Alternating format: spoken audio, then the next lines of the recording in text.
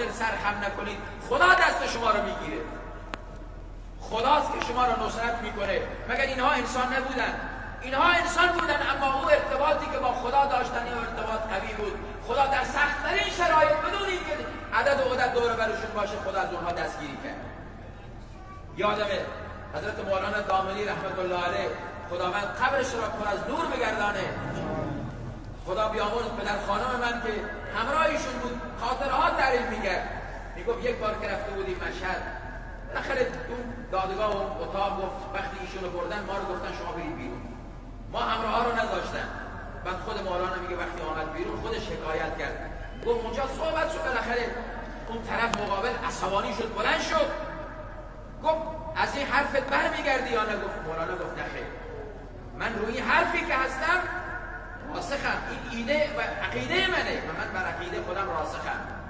میگفت بلند شد همون طرف مقابل شلاق و کابلی رو برداشت که بر سر فرق مولانا بزنه.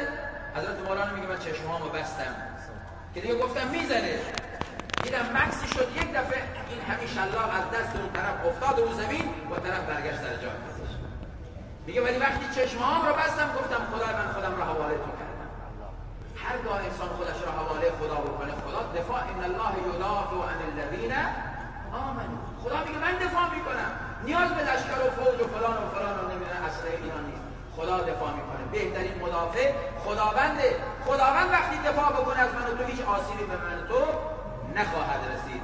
ببخشید از اینکه خیلی صحبت کردم و شما سرتونم به درد آمد. امیدوارم خداوند متعال این ختم رو به بارگاه خودش قبول بکنه و این نشست شما رو و نشست من هم که در جمع شما حاضرم برای من شما در آخرت به عنوان خیر و نیکی در میزان حسنات من و شما قرار بده و باعث نجات از آتش جهنم و ورود در بهشت برین بگرداند. آخر دعوانا